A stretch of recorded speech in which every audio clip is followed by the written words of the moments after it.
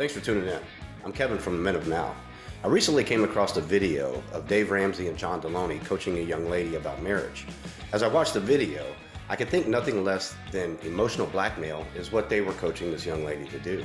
Instead of watching the video for the first 15 minutes of this video, I want you to click the link in the description and watch it for yourself.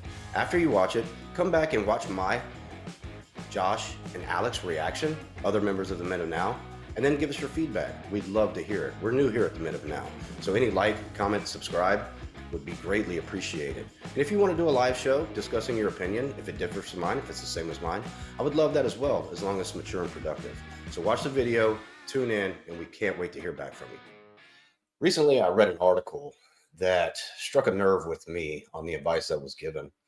And I wanted to do a quick show along with some other friends to discuss it, because we do live in 2024, not 1950. So what I'm going to do is share my screen with the article and read along together. And then I will briefly stop as we go, because the video, I did find the video to this article, and the article leaves a lot out, but I don't have 15 minutes to watch the video. So I'll start from the top. In a heartfelt segment on the Ramsey show, Dave Ramsey delivered a clear message to Elizabeth, a caller from Dallas, grappling with her partner's refusal to marry after 7 years and 2 children together. Elizabeth's story is a narrative of intertwining love, commitment, and the quest for unity resonates deeply in today's evolving landscape of relationships. Elizabeth's predicament unfolds as she shares, "I've been with my partner and boyfriend for 7 years, and we have 2 children together. I recently brought up the fact that we should get married to have one bank account and do everything together. And he says he doesn't want to do that." I want to stop right there, because in the video, she says they've been together for 7 years, and yes, they do have 2 children together. But he said from the beginning that accept me from who I am, and I don't want to get married again. So this is not a new thing for her. This message sets the stage for a broader discourse on the complexities of modern partnerships and the meaning of marriage and the challenges of cohabitation. Ramsey's co-host, Dr. John Deloney, breaks down to her what he is saying. He's telling you he went all in on someone else and got hurt. And he's looking at you after 7 years and 2 children and saying you're not worth that. A harsh reality, but something the caller needed to hear. The response to Elizabeth's situation is both reflective and direct, shedding light on the nuanced dynamics at play. Ramsey said, "Why does he think he's not married now?" I would say the same thing to her.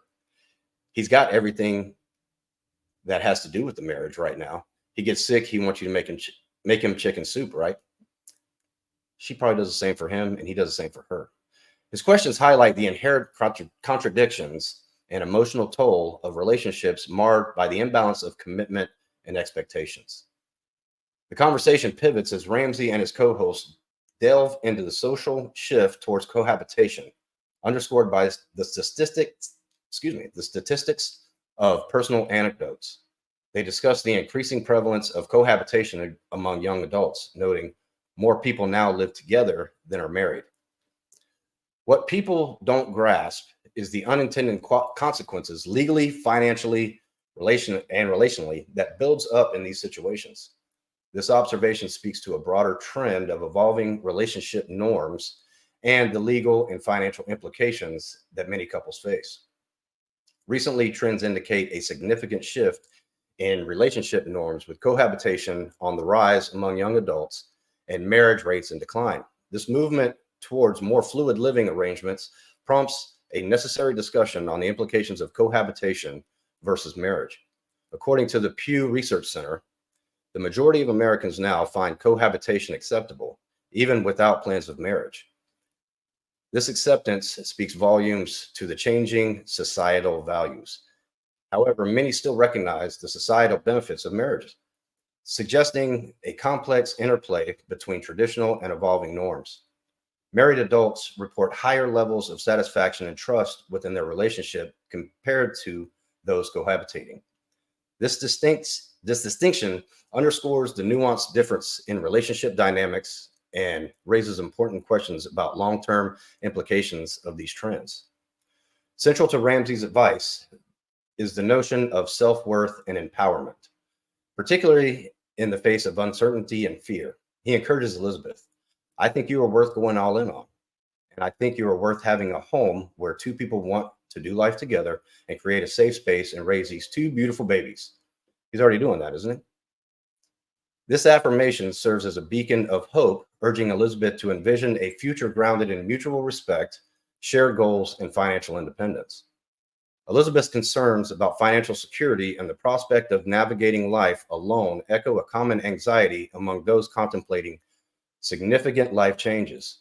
Ramsey Council offers a roadmap to reclaiming autonomy and making informed decisions from a position of strength rather than fear. What he's saying by that, and I hope you watch the video, is his roadmap of strength is to get a job because she hasn't worked in several years. So that way she can gain some independence. So later on, she can take that back to this gentleman and say, now that I can do it on my own, I can take these kids away from you and you will have to pay for me. If that's not emotional blackmail, I don't know what is. Not everyone is keen on getting married. And for many, this choice fits their lifestyle perfectly, especially when the relationship doesn't involve shared financial responsibilities or children. However, when assets and children come into the picture, the situation gets more complex. In such cases, talking to a financial advisor can be a smart move. Financial advisors can offer straightforward advice on handling shared finances, safeguarding assets, and making sure children are provided for. They are being provided for, even without the legal framework of a marriage. This step can make a big difference in planning for the future, ensuring both partners and any children involved have their interests protected and can navigate financial decisions with more confidence. Okay, like I said, this article leaves out a lot that the video shares. But I don't want to do this alone. I want to bring in two fellow men of now, colleagues of mine and really good friends. First, we've got lifestyle coach, everything I'm not, which is tall, dark, and handsome, Josh, better known as Renegade Wingman. How you doing, sir? Doing fantastic, my man. How are you doing? Oh, I can't have a bad day. That's just how it is nowadays. Also got another great friend, Philly's best dating coach for healthy and meaningful relationships, also known as HUDs, Alex, aka the Hudsman. How you doing, brother? I'm doing fantastic. I am so excited to dive into this. Yeah, it's for me. I'm just going to give a quick synopsis. It's the problem that people that were born in the 1950s try to give to 2024 relationships. But we'll get to it more in depth later. But Josh, I want to start with you. As I was reading, what's your initial thoughts on this situation? Well, I mean, we may have to start a section like called "Damn It, Dave," because we've come across a couple things now where it's like there's just some. It's well-meaning, but it's really terrible advice and not practical. And to your point about the whole concept of emotional manipulation, right? It's walking someone down that pathway of emotional manipulation, where it's like, hey, here's in a relationship, right? It's supposed to be two people working together towards a common objective in a common direction. And here the advice is clearly steered towards make sure you get yourself set up so that way you can just dump and bail as soon as possible, rather than, hey, why don't you guys use this as an opportunity to come together to figure out where the shortcomings are in the relationship, but also where the pathway forward for you both is, rather than what you need to do is just start packing your escape boat so that way you can just jump ship as soon as it's convenient for you. So It's just starting from a standpoint of you have to be ready to just bail and plot your way to bail out. And then it would be like, oh, when they wind up doing it or breaking up later on, oh, is there really any surprise? Well, it's like, again, you start from the context and view of you have to start getting out as soon as possible. So everything that was outlined there was just minor, subtle steps on how to just start walking out the door. And that's not what you want when you're looking for advice on how to actually maintain a relationship, build it, grow it, or overcome different challenges. Because again, relationships are always going to face different challenges, different stress tests. But if all the advice you're being given is on, hey, you need to like exit versus, hey, let's see how we can find some common pathway forward between you and your partner, or where the validity in some of these concerns may lay. No, it's just more of like, oh, well, stack your own bags and then just get ready to eject as soon as possible. That's just not constructive advice for fostering a healthy relationship.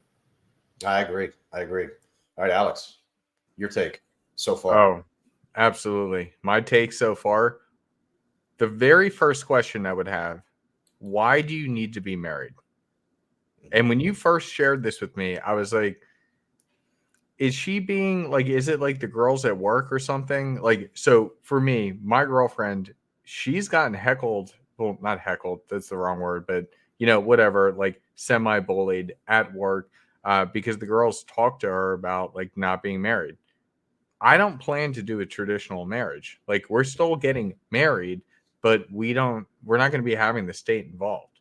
So that's what I'm trying to understand. Like, why is that necessary in her situation? And here's the thing. I did some research on this. Texas is a common law state. So Texas law states that if you cohabitate, you present to the world that you're married, that you're husband and wife, and she takes your last name, the state does not have to be involved. You are married. Here's the catch to that. If you decide to break up and you are common law married, you have to go through the state to get divorced. And I think this gentleman knows that, which is why he set a clear boundary, probably from day one, 7 years ago, that, look, I love you. I want to live with you. I want to create a family with you. However, I've been married once. I'm not going to do that again. And that could have been one of two ways. One, he got raked over the coals in his first divorce. Or two, like me, he came out pretty clean shaven from his divorce, where I didn't have to pay a dime. I got pretty much all the assets. Now, of course, I took on the debt that came along with that, but I didn't end up like some people that have to pay alimony, child support. We never had children. So sounds like this guy's already been through it, and he's made it clear from day one that, just like you said, we will live together as marriage. We will be married. We will have kids. We will raise them in a stable home, but we were not going to allow the state into the house. And I don't think he's wrong for that. Well, also too just calls into question the matter of priorities. Like, is getting that married right by the state box, like, getting that box checked, is that really a higher priority than, maintaining a stable household where you can raise your children and your family? So to me, that just really questions like where, this individual's priorities are. Again, I don't know this person. I don't know the nuances of your situation or scenario, but the facts as they are presented to me, it just sounds like, placing that one thing as a higher priority over everything else that's great. It's like, it sounds like you have a very good thing going. If you have 2 kids, you've been going at it for 7 years, and there's a lot that's going on. And especially if you're not like working and someone is supporting you, it's a pretty great thing, a pretty great situation. So it sounds like there's a really good working dynamic. So, I would be curious, as you pointed out, to probe into, why exactly is this, quote unquote, marriage thing such a massive, huge deal and a priority that seems like it's worth, blowing everything up for? Yeah. And that was my question from the beginning. And I honestly don't like that I feel this way, because she didn't really say he's mistreating her. She's unhappy, but she wants one banking account and do everything together. Now, she freely admits that she's not working, so she's not bringing any financial support to the relationship, which is fine. He's probably okay with that. But why would she put it out like, so we can have one bank account, we can do everything together? That makes my ears perk up. Why would that be the reason you want to get married? Now, I can understand if she said, I can't get on his health insurance unless we are married, or something to that effect. But she didn't say anything like that, and she doesn't say anything like that in the video. That's why I hope everybody watches before they just jump on my case about critiquing Dave Ramsey, because there are a lot of questions that should have been asked by this team of a doctor and a financial guru that gives relationship advice that weren't. Yeah, no, I 100% agree with you on that. I think one of the things that's interesting, and that's why I was smiling there a minute ago. I wonder if it's almost like she gets an allowance, like she's almost like dispersed funds every single week to take care of the kids, take care of food, whatever else, and she doesn't want that. Instead, she would much rather have control of that. Yeah, free reign over the bank account, free reign over the finances. But that's something we don't know as well. I mean, over 7 years, maybe she's shown she's not very responsible with money, which is like why he does that. But, you know, I mean, on the flip side, he may be a financial controlling asshole that does that, gives her $50 to go grocery shopping when it costs 200. You know, we don't know those questions. What I don't like about this is the way they went on coaching her, saying, okay, here's your way out of this. Instead of talking with him or coming to an agreement, no, this is what you're going to do. You're going to go get your own job. We don't know how old the kids are. Maybe they can't afford daycare. Who knows? But you're going to go get a job. You're going to go get where you can do it on your own. So that way you can come to him in a year from now and say, now that I can do it on my own, I am ready to take the kids away from you and have you pay me support if we don't get married. That's what they, in so many words, that's basically what they told her. And they used it in this article as, instead of have a strength, come to this situation with an attitude of strength rather than fear. And to me, that was probably the worst advice they could have given this young lady, because when you watch the video, you'll see she's on the verge of tears this entire time, which is another thing that makes my ears perk up. Because maybe she's already got it in the back of her head that I want to leave this guy, but I can't do it right now because I don't have a job. I don't have any skills that can financially afford our kids. I would have to depend on him. And being unmarried, right? It's like you don't have that safety net of the alimony or that type of stuff, which is interesting too, because it kind of lines up with very popular theory out there, right? The 7-year theory, where how, by the time you completely shed all your cells, it takes every 7 years. So you're literally a brand new person every 7 years. But also, statistically speaking, a vast majority of relationships go through a major crisis or like stress test every 7 years. So this kind of lines up very much with that, where it's like, okay, it's 7 years in, now the real stress test is here and it's coming. So it's, looking and probing a little bit more into like, hey, what's the source of this stress, right?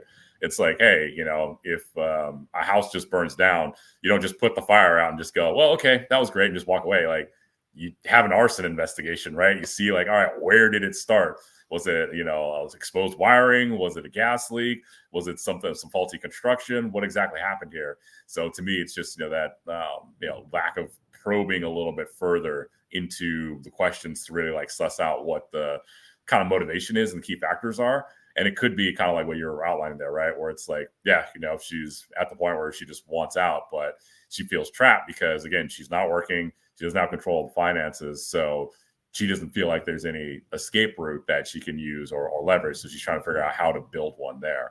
So that's a drastically different conversation than, hey, I need some advice to make this work versus, I need to bail.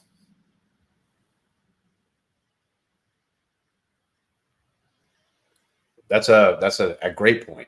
It goes back to some other statistics that, is going to be a little red pill sounding and that, but, they say 50% of married women have a backup plan at least 6 months before they initiate divorce. And when 80% of divorces are initiated by women, that's probably a big number of women.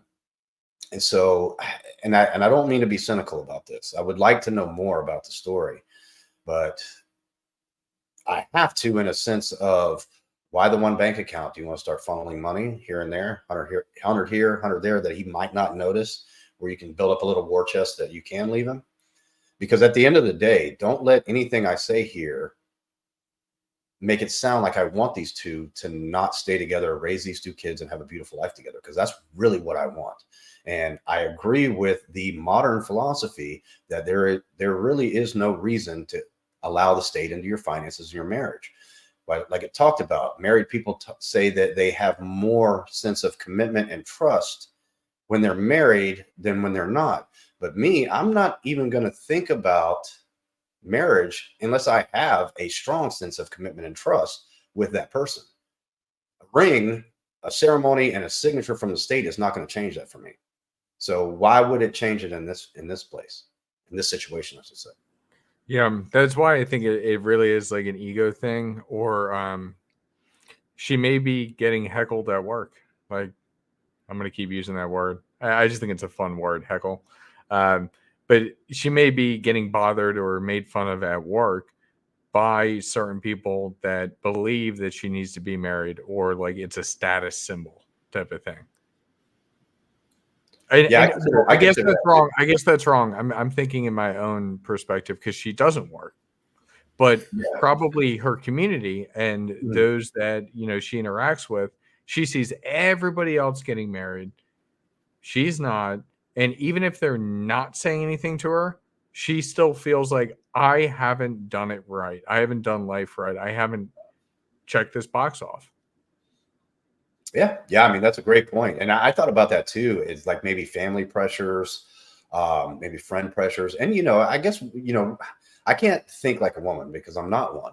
But I can try to put myself in her situation. Like maybe she does want that big day where she can dress up like a princess and get the vows. But like we've talked about several times, me and you, Alex, about the next time. Yeah, we will have a ceremony. We will wear rings. We will profess vows to one another, and we will have a party. However, the state is not allowed in. So if maybe she got something to that effect, would that fulfill that need that she has? Or it could just be, one of those situations where, right, it sounds like right from the beginning, he was very much, hey, I'm not getting married, right? I'm not doing it. I did it once before, not doing it again. And so going into it, there was that kind of like, I can change his mind on this scenario, right? So sometimes that does happen where it's like, hey, you heard exactly what someone said. Here's exactly where it is, but you're still back, like in the back of your head, thinking like, oh, don't worry. With enough time, long enough time frame, I'll turn that around. I'll change that. So I that's can where I would fix be like, him. I can fix him. exactly. I would be probing. I would ask some probing questions around, that particular thing, because that's kind of a huge statement, right? It's like he led with and said, "I was married once before. I'm not going to do it again." Right. So it's like you knew what you were getting yourself into. So now, why the strong push? Like, why is this such a shocker or a surprise now, 7 years later, when from the get go and the onset, it was, "Hey, this is what it is." So that would be something that I would be real curious to kind of probe around myself. Yeah, great point.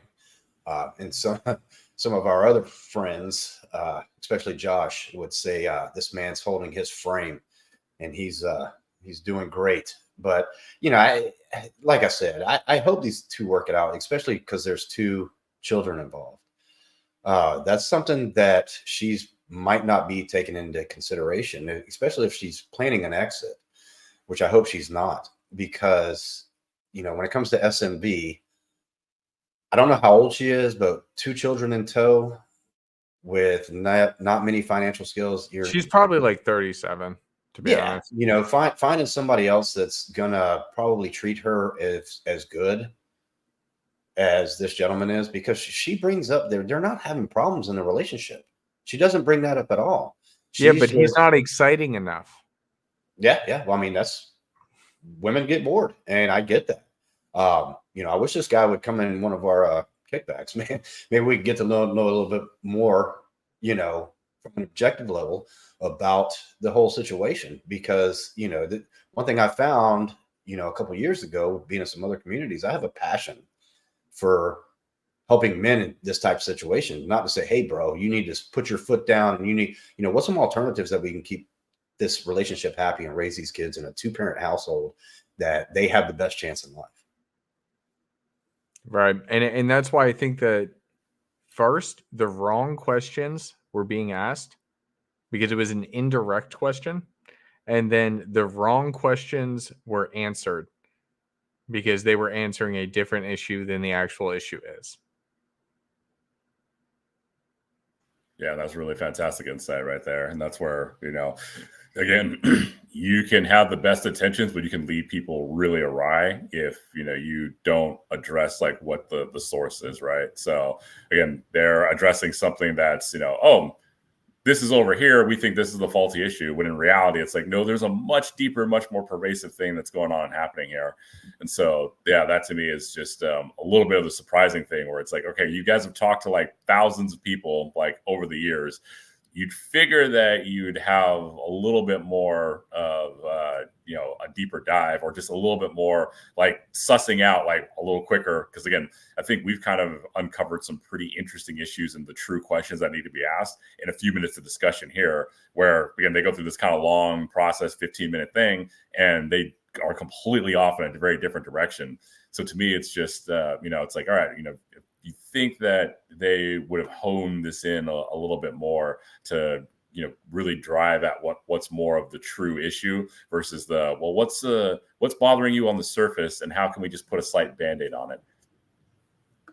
It's a great way to put it. It's exactly how I felt with it.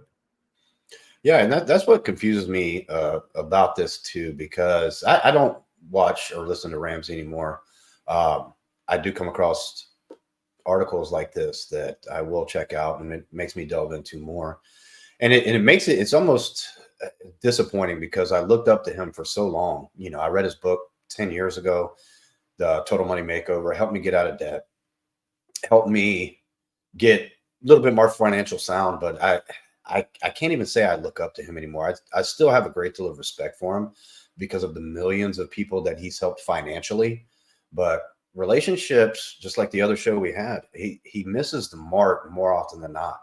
And that's why I would always recommend people read his book, but don't listen to him, because he's like so many other shows that you see on the internet. If you heard 3 or 4 of his radio shows, the same questions are asked and he says the same things, but something like this comes up. And Dr. John Deloney really surprised me. I don't know that much about him, but the way that he, as a psychologist, just went along with it, that, hey, girl, you got to get yourself built up so that way you can mic drop on him in a year. That really surprised me. I wouldn't have expected that from a psychologist and a clinical psychologist like he is. So I checked out some of his shows that he has his own channel, and he does this a lot. It seems like when women call in, he's all about here's how you can shift the weight on or you can shift the tide into your favor, and this is how you get him back. But when guys call in, he's like, you got to give her what you want. So I mean, I have no bones of saying Dr. John Deloney is a simp when it comes to women and the advice that he gives. And he's built a great platform on it, I guess, but I would never recommend any of his teachings to anyone. I cannot wait to see the commentary on that, but I definitely would say that you're not off the mark. Where we put up with a lot of negative, and some of it was great negative, and I appreciate that from the viewers, I really do. But if you want to get ad hominem and just make remarks about my looks or something like that, I'm not going to deal with that. But if you want to have a great disagreeable discussion with it, I'm all ears, because we can remain adults and we can agree to disagree at the end of the day. But I'm all about having a discourse on if you disagree with me. Yeah.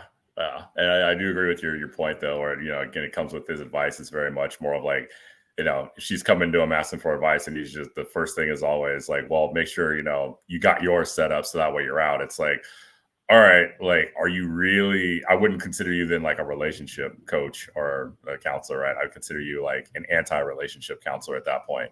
Because again, the whole point and purpose of, right, working in this whole space and being in the relationship side, the coaching side, is seeing how people can, one, overcome their own particular struggles to become better partners, but then 2, how they can work together and communicate more effectively with their partners to really like be better teammates, right? That's what you want to do. You want to be able to like help make stronger teams. But if you're constant people coming to you and it's always about, well, we got to make one side of the team as stacked and as best as possible, and we're just going to completely ignore the other side, then at that point, I would call you an anti-relationship coach. I love that, anti-relationship coach. That's exactly what it is. It's teaching you how to not be a part of a team instead of how to be a better part of the team. And that's what's been so crazy with me as I kind of progress in my own life. being in a relationship for a long period of time and looking forward to getting married in my own way and having kids. You have to make compromises. You have to talk together. It's like you're second in command. Like you guys are two co-owners of this thing that we call a relationship. And they're essentially saying, well, make sure you get as many accolades as you can right now so that you can get a new job that's better. Like, Yeah, what are we doing here? Well, and again, if you're going to give someone like advice on the relationship side, right? You want to make sure that it's on the like, how can you guys work better together versus, hey, you need to stack up on guns, knives, and ammo so that way you can make it a hostage situation, right? Because that's essentially what he was just coaching, was just like how to turn it into a hostage situation. Well, right now, you guys are a team and you're doing this, and this, but you don't necessarily like that dynamic. So what you need to do is, stack your cash. Then that way, a year from now, you can come back and you can take the kids as hostages, as well as the joint bank account, and to use that money as a hostage negotiation tool. So now it's like, okay, you can really coerce your way through things. And that's just one, not a healthy way. And then two, just not a constructive way. And at the end of the day, again, you're just training yourself, again, not to be like a good teammate. You're just training yourself to basically self-sabotage your own relationships, because at that point, what you're learning is once things go tough or don't necessarily go exactly 100% as you want them to be, now you just go, instead of playing the like, how can we grow together and be better together, you go into, all right, this is hostage mode. So I just need to grab whatever I can and make out with what's best for me.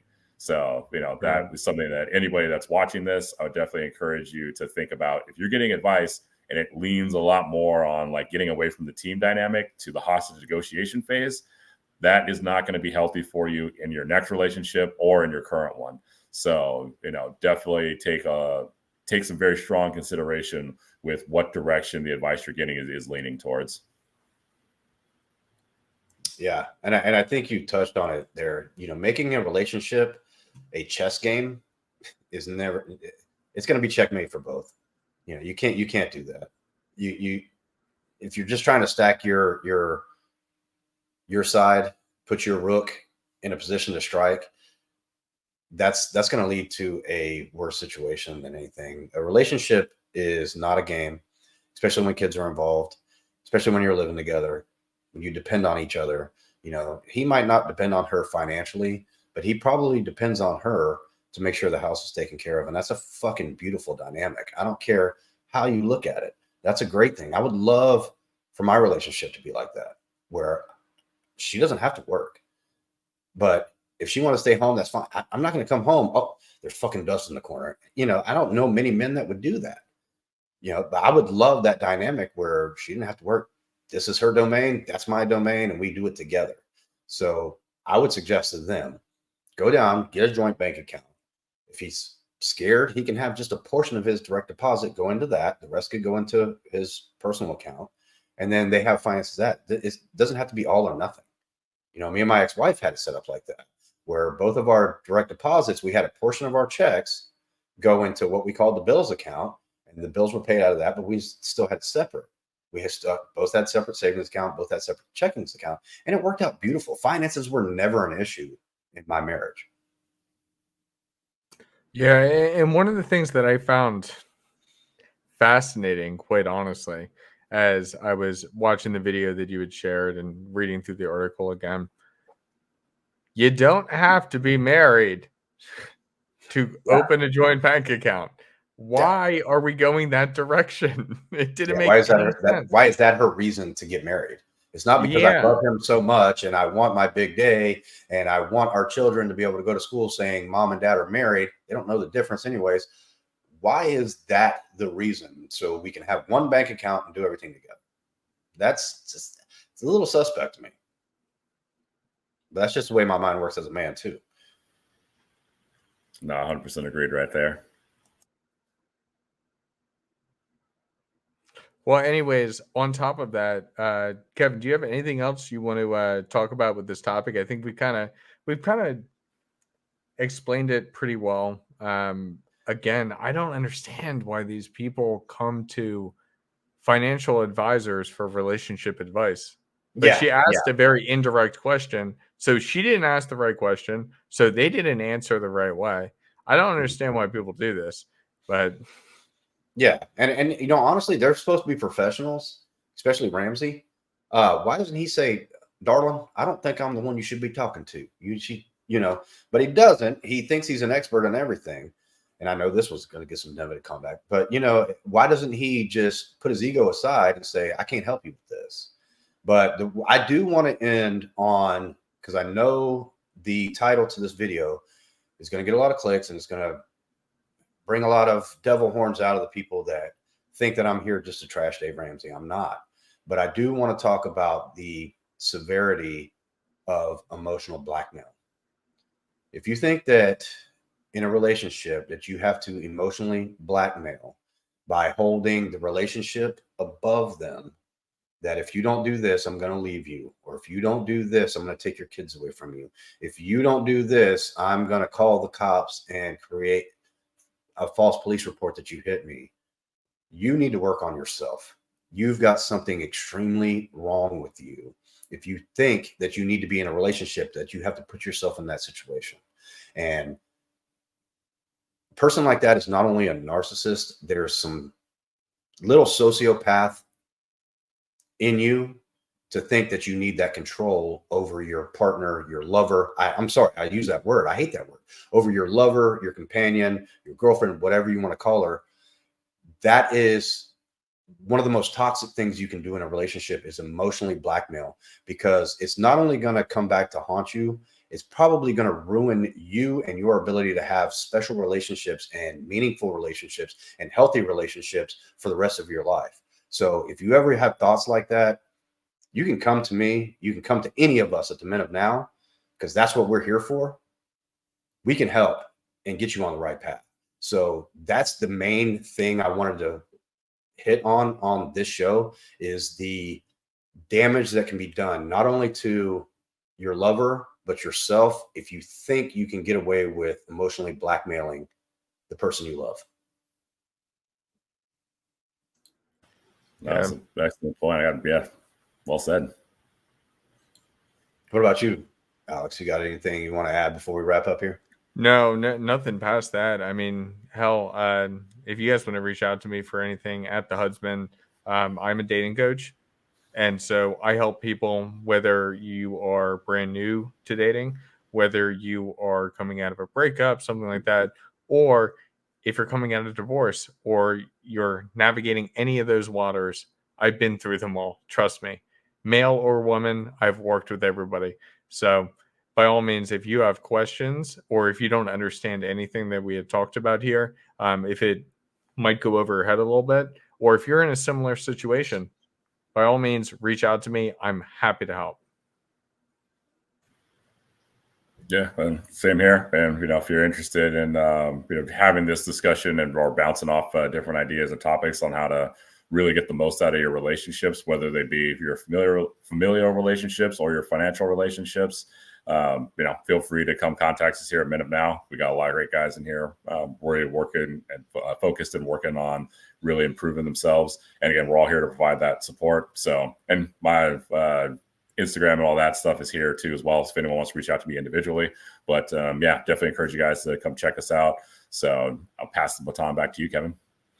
All right. Same thing here. All my information, my Instagram, my email address, and the video will be in the description. So if you have a reason to reach out to me, I encourage you to. All I do is ask, keep it adult.